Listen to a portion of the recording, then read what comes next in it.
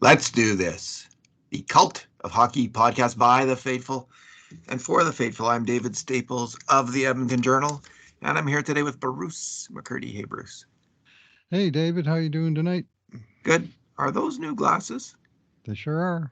Oh, I like them, Bruce. Thank you. I like them. Thank you. Yeah, very Clark Kent. Uh-huh. Yeah, I decided to go for the power glasses look this time. That's something a little stronger than wire rim see-through stuff. So, Uh-huh. and the prescription is so much better. I had a pretty major change to my prescription. Oh, yeah. I'm developing a cataract and it's pushing stuff around. But Ooh. for now, uh, they gave me the card to do the test read for because they're progressive lenses, and that's so the bottom, of course, is reading. And they give you the card, and it starts with like size 7 font, and then it goes to 6, and then 5, and then 4, and then 3. And I was able to read it all the way to the very bottom, which is, and yeah, well, it means the prescription's good. So that I might be able to see what I'm talking about now, David. You're known as sharp-eyed Bruce McCurdy, Bruce. So I don't know. I'm sharper eyed You know, now than I was a week ago. Let's there put you it go. that way. Yeah. I used to have glasses, but about 20 years ago now, I got PRK eye surgery. Oh, yeah. It's the best money I have ever spent in my life. Mm-hmm. Although actually it was a present for my wife, so I have to give her Excellent. that. But yeah, fantastic. And they corrected my eyes bifocally. Mm-hmm. So that helps right now. Although they're starting to maybe need glasses one of these days. Oh, yeah. All right, Bruce. Um, as readers of the Cult of Hockey will attest. Um, that was a really, really tough loss. It was an exciting game, but that's a tough loss. 5-4 in overtime. The grade A shots shootout. Yeah, excuse me. The grade A shots were 24-8. 24-8. They absolutely dominated this game and everything but the score. And we'll get to how they lost that game. There's a fairly obvious reason. Anyway, let's go. 2 good things, 2 bad things, and 2 numbers. What is your good thing, Bruce? Yeah, I'm going to go with Ryan Nugent-Hopkins as my good thing. The Nuge popped a pair of goals that each time cut the Oilers' deficit from 2 down to 1. The first 2 goals of the game, and then he earned a secondary assist on the third goal that again cut the lead to 1. That made it 4-3. Not a perfect game for Ryan. He was in the penalty box for 1 goal by Detroit, and I believe it was his icing that led to a lost face-off and one of the Detroit goals. So, like I say, not a perfect night, but 2 goals and assists, 4 shots on net, and absolutely incredible shot shares. The Oilers had 25 shot attempts to 5 when Nuge was on the ice. They outshot Detroit 16-3, outscored them 2-1, and this was kind of how it went, that the Oilers had big margins on everything except for the one that mattered most in this game. But he's looking so mature and professional in his approach and performance these nights, RNH, and he did so again tonight. Like he looks like a man in the prime of his career. Which is exactly what he is. Mm-hmm. Which is exactly what he is. He's 30 years old now, is he? He will be in April. Oh, in April. Yep. He his first goal especially, McDavid made the drop pass, and he just wired that shot in the net. That was a fantastic shot to beat Ville Husso. And the second goal was more of a tap in from, just go to the net and wait for McDavid to pass it right on your stick. Still a very, very big goal. And in overtime, Bruce, he stopped a 2-on-1. They were breaking down the ice, and he He kind of overplayed it, actually. He went to the player with the puck, but it turned out the Mm-hmm. player with the puck was probably a little tired, and the ice might have been a little bad. And anyway, Nuge made the play. He headed Mm-hmm. him off at the pass, and then he sent in Kane and Bouchard on a 2-on-1, but Kane couldn't get off a good shot at that point. But so that was a very important sequence that he was involved in right at the end of the game. Yeah, fantastic player. I mean, the shot shares are shared and a shared accomplishment between him, Hyman, and McDavid, who were easily the Oilers' best line, and it wasn't even close. Mm-hmm. They just dominated. They were flying out there. Connor McDavid was flying. Hyman had a really good game, but as did Ryan Nugent-Hopkins. He's now has 66 points in 55 games.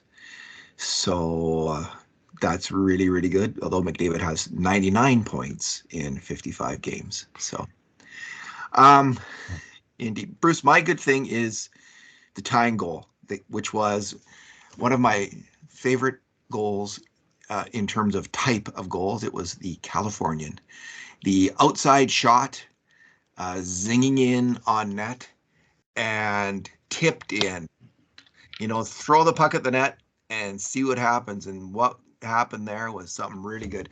The play starts off with clean the dream Costin winning the puck behind the net. He's down on one knee, gets back up, battles his way up towards the blue line and throws the puck at the net. And I don't know if he was aiming for Ryan because the shot, like aiming for a tip, the shot was going to miss the net.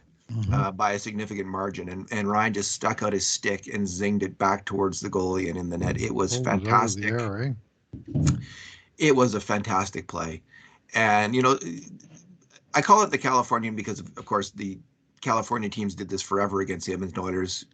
Typified by the Brent Burns shot and the Joe Pavelski tip in, which also speaks to this goal. Like I sometimes refer to it sometimes dismissively or derisively, calling it the Californian. Mm-hmm. But Depends who scores it, eh?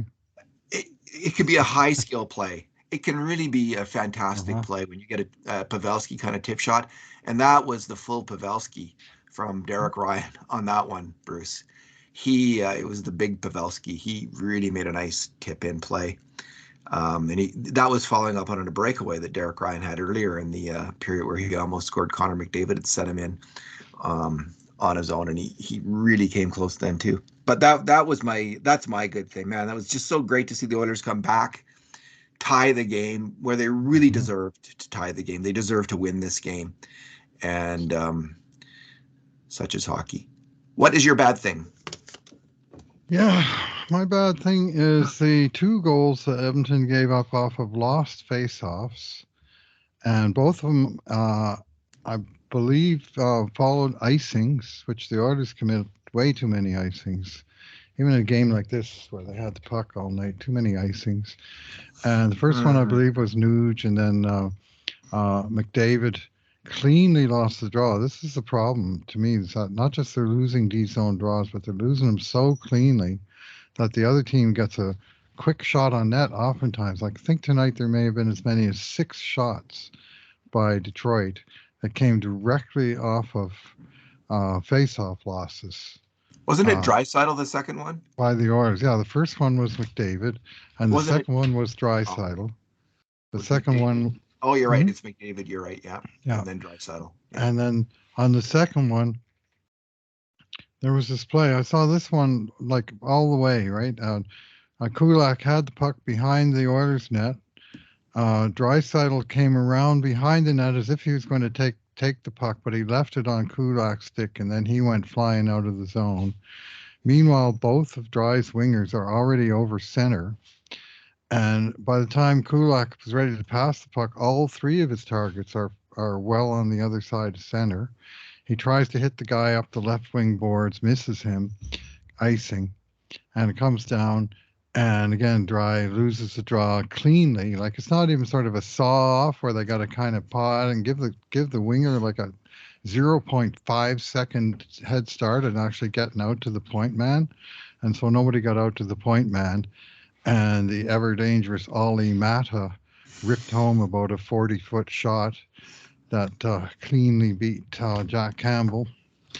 And it was His first career goal.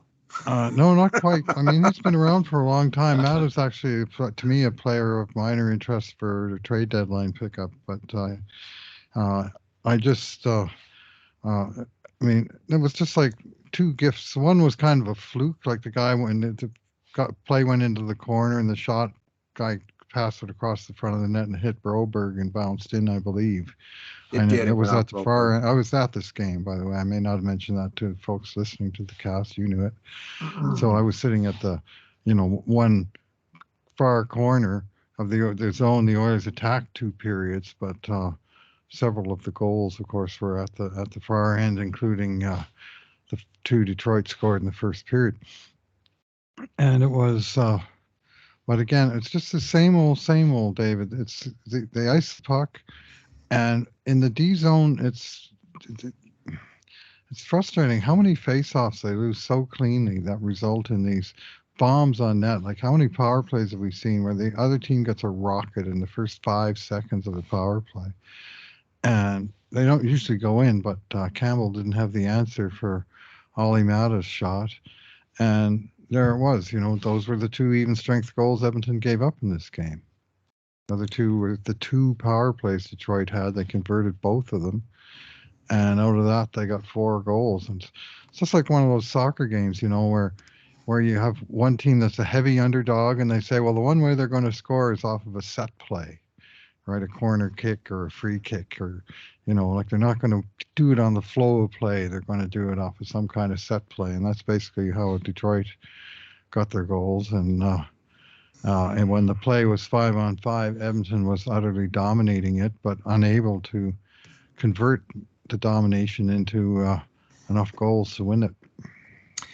Ollie Mata has 35 goals in 583 career Yeah, there NHL you go. games. Once every 15 or 20 games, he gets one. Yeah, sounds about He, right. yeah. If it wasn't for penalty kills and faceoffs, the Oilers would be they'd have a perfect record this year. Well, I could add one more thing to the list. If it wasn't for Jack Campbell missing shots that he should obviously save, and frankly, that's the story of this game. He had a really super rough game. Between periods, between the second and third periods, Joaquin Gage pulled no punches in his description of Campbell. He blamed Campbell on all 4 goals, saying, Really? yeah, he said um, a high caliber NHL goalie would have made each of those saves. Even I the don't know ones about the that one off. deflected off a I don't. forward? Well, that's the one I would quibble with. It's more Sider, I think, throws it out into the slot Mm-hmm. and it hits Broberg's inner thigh and bounces Oh, in the net. That's a pretty tough one. But the other 3, yeah, those are B grade scoring chance. The first one, man, the first one was so bad from the side of the net. He just has to have that. what did And he do? Like, did he play Larkin as if he thought he was going to pass and he gave him the short side? Like, it looked like Larkin was almost below the goal line, and all between of a his sudden he legs, just I shot think. the puck right into the net. Yeah, and it went between Campbell's legs. He Oh, just wasn't in position to make the save, Bruce. He just let it go right through him. Like it's not good. man. And the Mata shot was hard, and the other shot, they were both hard shots. But he's good. You got to make those saves. Most NHL goalies make those saves. They make those saves 90 to 95% of the time, even though they're B grade scoring chance shots. Like they're decent shots, but they Mm-hmm. just don't go in that much in the NHL. And it's because these goalies are really, really good. And Most of them. Jack Campbell wasn't tonight, which is frustrating. I think it's the second game in a row where we've seen some old habits now, some bad goals against. And he did come up, of course. He did come up huge in the third period Gigantic save in the third. on Bertuzzi's 2-on-1 one-timer shot. And then again in the final seconds of the game, McDavid and Nurse combined to give up a breakaway chance. And Jack Campbell makes an absolutely brilliant poke check. It really was. And I was going to give him I started out, I was going to give him a 1. And then the Oilers at 1 out of 10. And then the Oilers came back and they tied it. So I was going to give him a 2 because he made the Then they one. made that one Then he save. made the one save on Bertuzzi. Then he made the other save, and then he was pretty good in the shootout. Just got one save short in the shootout. I mean, he was okay in the shootout. I think they Uh, missed the net on 2 of their 3 well, that's you can saves he was credited with. I mean, the goalie does deserve some credit credit. for that, but Yeah, they didn't exactly make their shot. that's true. Yeah, so it was a very difficult night, and they just can't have this. They got to have Campbell playing well. Like I honestly, after the third goal, I would have been happy to see him pulled.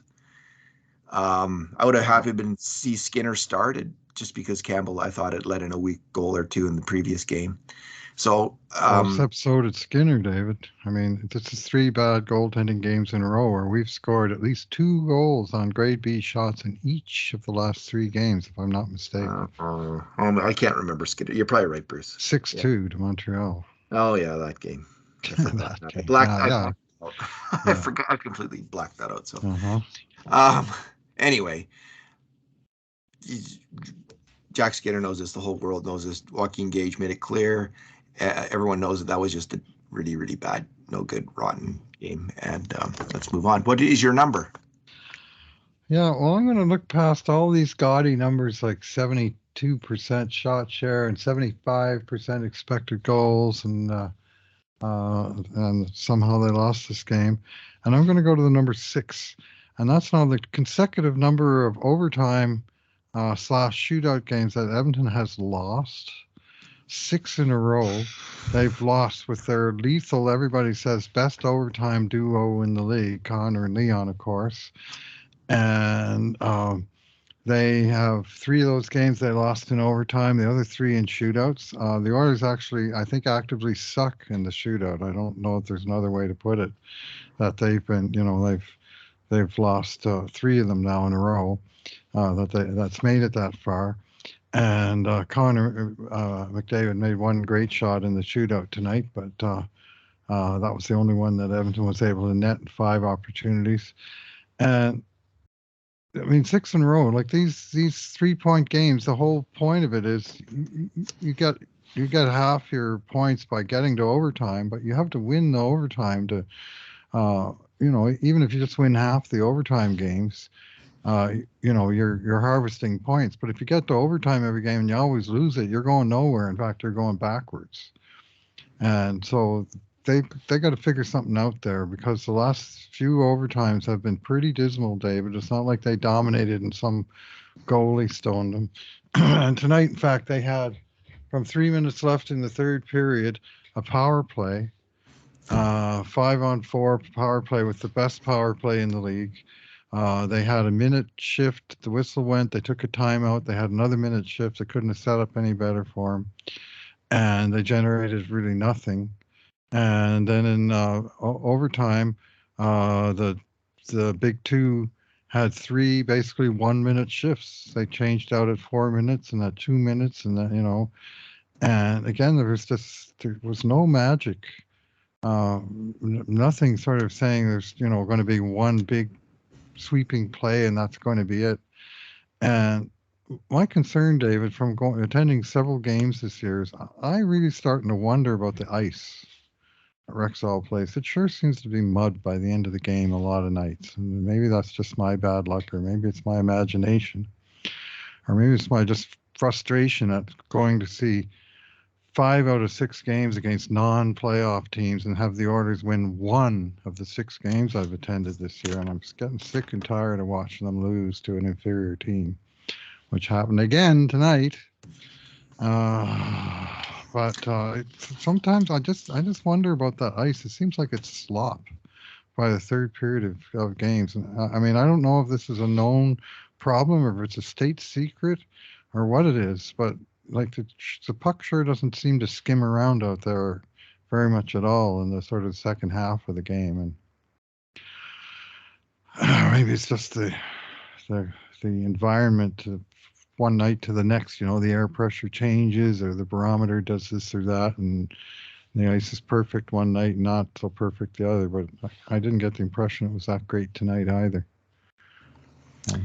Anyway. Well, yeah. The overtime burst, I'm finding, there's talk. I think Bob Stauffer said on Oilers now that Leon is still fighting the high ankle sprain that he suffered last year in the playoffs when he was dragged to the ice in a vicious, nasty play by Mikey Anderson of signed an 8-year contract today. Yeah. Anyway, I think I really see it in overtime. He just doesn't seem explosive. Mm-hmm. He doesn't seem to have that. his get up and go, got up and went. Like he just doesn't have that. He tried to explode. He used to do that play where he'd suck the guy in on the change of pace deep in his own territory, and then he'd blast by him. He tried to do that on Dylan Larkin tonight. Well, for one thing, that was Dylan Larkin. He tried to pull it off, and not some guy he's one of the fastest skaters in the league, and he just didn't succeed. But I kind of agree with you on the explosiveness. He tries it from time to time, but it just doesn't really seem to be there, that extra gear. Although he sure exploded on that puck when he scored his goal. That was the executioner shot. You got to love it. You know, it was interesting because they didn't set him up there on the power play very much. They didn't have him. He was in front of the net. He was in the bumper. And I just thought, why are you doing that? Why are you doing that? Finally, they put him there for a second, and bam, it's in the net. Like, I don't know. I know they want to have different looks, and this is the world's best power play of all time in history of the earth. So I shouldn't be saying too much. But nonetheless, I just thought, why have McDavid there? Like, he's good. He's fine there, but start Draisaitl there, and you're more likely to have success. So anyway. Well, he short scored from there. That was right down in the corner closest to where we were sitting, and saw that play set up. And he got down. It seems like he powers the puck, like he snaps it, but he gets almost all of his power from the very bottom of his swing. Like, it's not like he takes a slap shot. He gets kind of collects the stick just behind the puck, and then everything he's got through the puck, and bam. What a rocket that was. Just a perfect shot right inside the post. And it was one of the few that beat Ville Husso, who had a number of saves on cross-ice passes tonight, but he couldn't quite catch up to that one. And that was the executioner's shot for sure. Just a click. It came off his stick like a line drive off a Rod Carews bat. Just Rodney Klein Carew from Panama. Panama, you bet. Yeah. Back when I knew baseball players, Bruce, I don't know any baseball players anymore. Maybe I know the name of 3 of them, but I don't think even that. All right. Greatest bunter I ever saw, Rod Carew, among many other bat tricks that he had. Wonderful bunter. He hit .388 one year, as I recall. Yes. All right. Let's leave it there, Bruce. We will be back at it again on Friday night.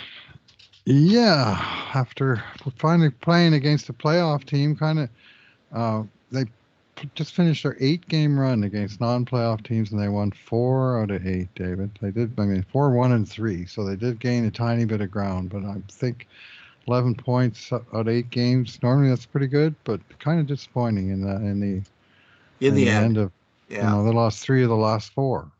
Yeah, they needed to Philly, Montreal, and Detroit, right? So. Yeah, they needed to take it to the Habs and to Detroit tonight, and they did take it to Detroit tonight, Bruce. They just had the wrong goalie in net, or maybe not. Maybe not. Neither of the goalies was going to get it done. Thanks for talking tonight. Thanks for listening, everyone. And in the meantime, and in between times, this has been another edition of the Cult of Hockey podcast.